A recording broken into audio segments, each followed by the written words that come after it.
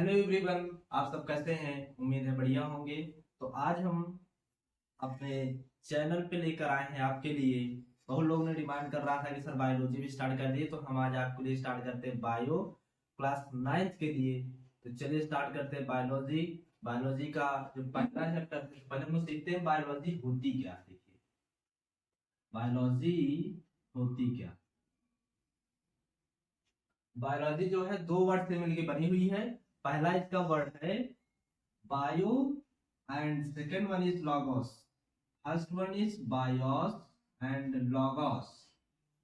Bios means होता है life, logos means होता है स्टडी।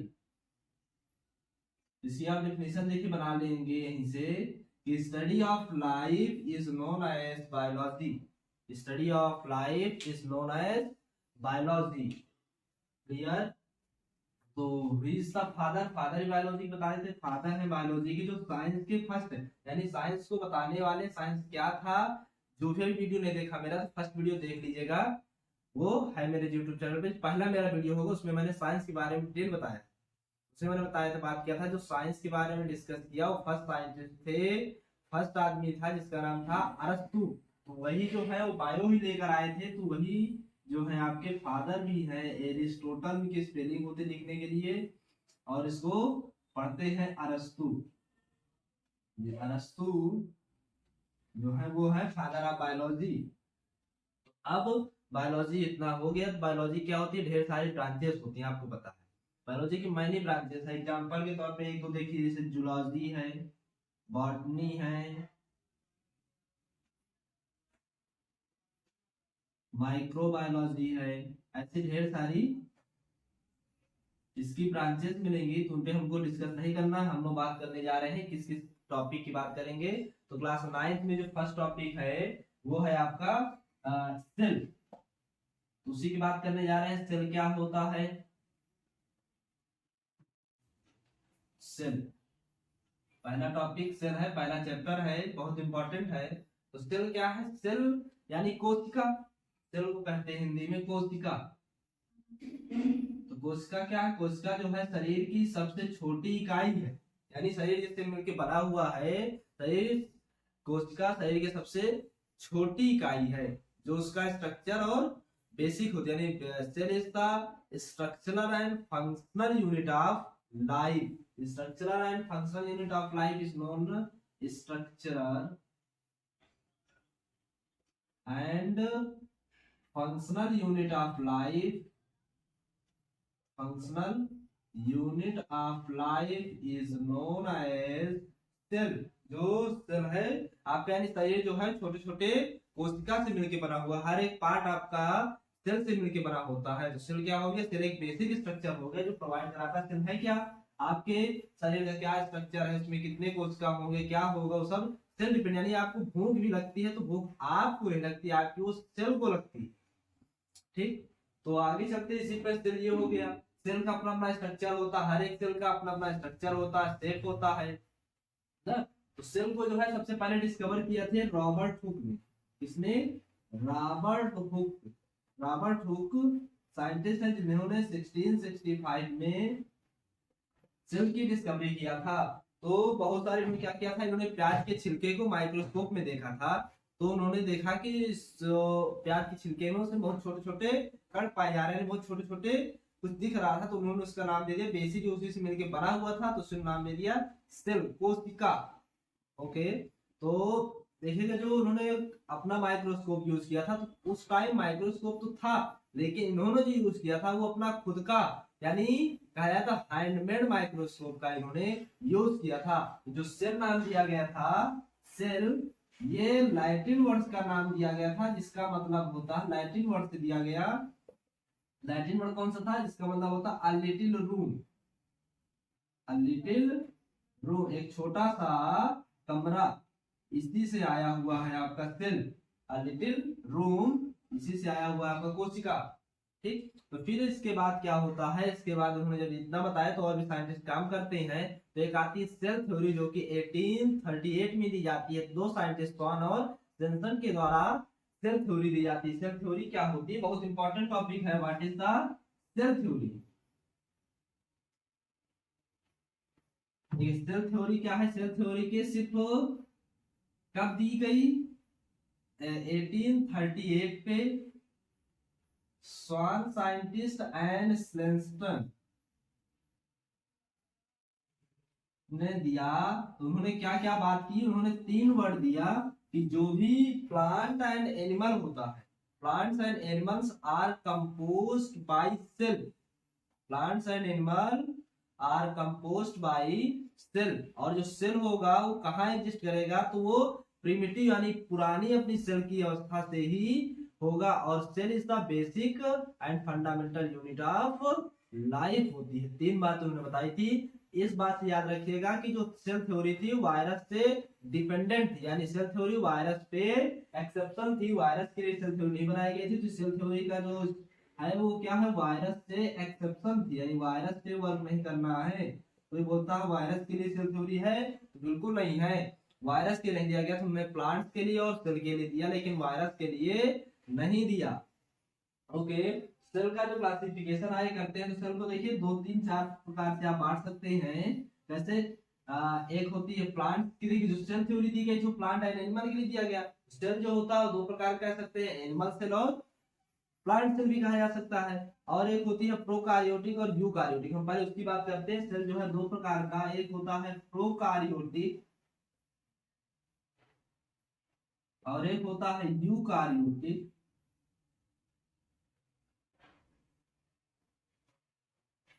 देखिए इसका मतलब क्या है, प्रोकारियोटिक एंड यूकारियोटिक। जो प्रो होता है, प्रो का मीन होता है प्रिमिटिव, प्रो मीन्स 2 वर्ड से मिला के बना हुआ है, प्रो, प्रो मीन्स होता है प्रिमिटिव,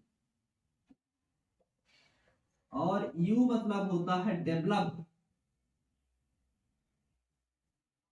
डेवलप यानी मॉडर्न डेवलप कहो या मॉडर्न कहो, यानी जो सेल आपकी पुरानी वाली है, जिसका बहुत प्रिमिटिव मतलब होता है बहुत ओल्ड, जो ओल्ड जमाने की है, ओल्ड वाली जो सेल होती है उसे कहा जाता है प्रोकारियोटिक। इसमें जो होता है आपका न्यूक्लियस डेवलप नहीं होता, और ये सिंगल सेलुलर सेल होती है, यानी इसके पास एक ही कोशिका होती है, सिंगल होती है, यूनिसेलुलर होती है, ये यूनिसेलुलर होती है। जो भी इसके परफॉर्म फंक्शंस होते हैं सभी करता है, और ये कैसी है, प्रिमिटिव है।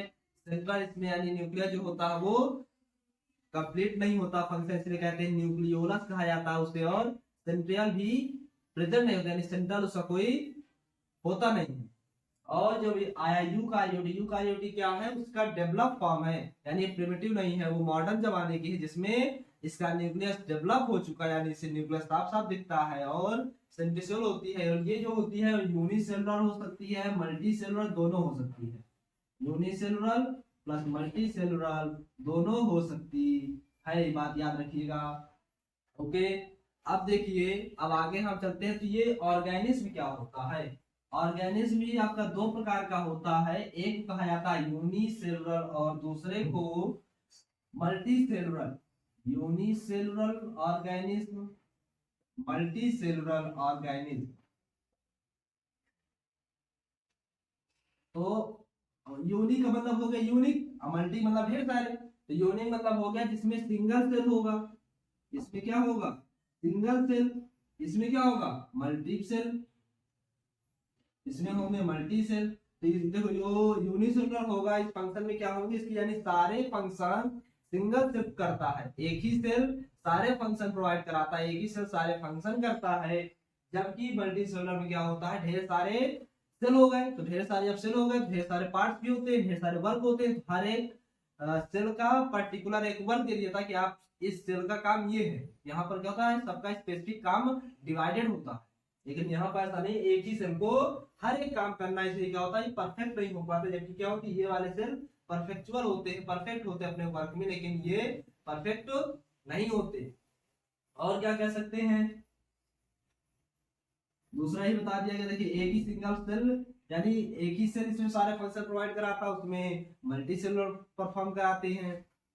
और ये यूनिसेलुलर होता है, इसके एग्जांपल जैसे देखिए आप, अमीबा एग्जांपल है, अमीबा सिंगल सेलुलर होता है, और मल्टी सेलुलर में आप भी आपके पास भी मल्टी सेलुलर होते हैं ना, आप भी मल्टी सेलुलर है।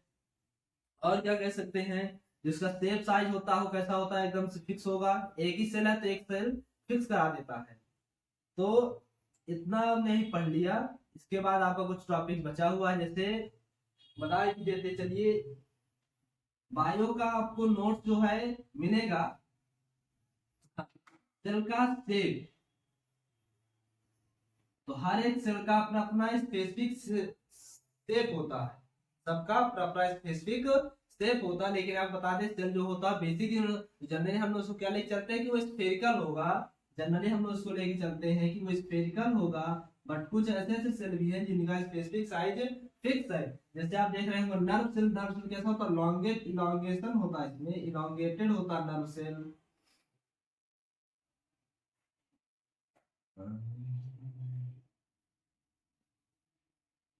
ये नर्व सेल जो होता है वो कैसा होता है, इलांगेटेड होता है। और स्पर्म सेल देखिए, जब स्पर्म सेल होता है तो ये भी इलांगेटेड ही आता है एक प्रकार का। ओवम होता है वो ऐसा होता है शेप में, स्फेरिकल शेप में आ जाता है। आरसीबी है, इस सब का सेल फिक्स होता है। लेकिन कुछ ऐसे सेल्स हैं जिनका कोई शेप साइज नहीं फिक्स है, तो उनको हम कैसा लेके चलेंगे, स्फेरिकल। साइज की देखिए बात करते हैं, साइज में कुछ इंपॉर्टेंट फैक्ट हैं कि स्मॉलेस्ट सेल कौन सा होता है, लार्जेस्ट सेल कौन सा होता है, और लॉन्गेस्ट सेल कौन सा होता है। तो जो स्मॉल लार्जेस्ट सेल है, तीन वर्ड याद करना, लार्जेस्ट, लॉन्गेस्ट एंड स्मॉलेस्ट। तो जो लार्जेस्ट सेल होता है वो होता है ऑस्ट्रिच एग। ऑस्ट्रिच एग का सबसे बड़ा होता है ऑस्ट्रिच एग। कितना होता है, अबाउट 18 सेंटीमीटर इसकी लेंथ होती है, लार्जेस्ट सेल होता है। लॉन्गेस्ट जो सेल होता है वो कितना होता है, लॉन्गेस्ट जो सेल होता है वो कितना होता है, लॉन्गेस्ट सेल जो होता है वो नर्व सेल होता है, जो कि ह्यूमन का होता है। नर्व सेल ह्यूमन में पाया जाता है और कितना होता है, अबाउट 90 सेंटीमीटर इसकी लेंथ होती है। और जो स्मॉलेस्ट सेल होता है उसे कहा जाता है माइकोप्लास्ट। तीन वर्ड याद रखिएगा। और बायोलॉजी का नोट्स की टेंशन मत लीजिए, बायोलॉजी का जो नोट्स होगा आपके इसी डिस्क्रिप्शन में, इस वीडियो के डिस्क्रिप्शन में, यानी बायोलॉजी के जितने ही वीडियो आएंगे उन वीडियो के डिस्क्रिप्शन में आप इसका जितना ही पढ़ाया जाएगा इसका आपको नोट्स वहां पर मिल जाएगा, उसको देख लीजिएगा। जो भी डाउट हो कमेंट करिएगा, आगे का वीडियो इसको मिलेगा आपको। इसके बाद आपका सेल के बारे में बताएंगे, सेल का स्ट्रक्चर कैसा होता है। तब तक के लिए बने रहिए। Thank you.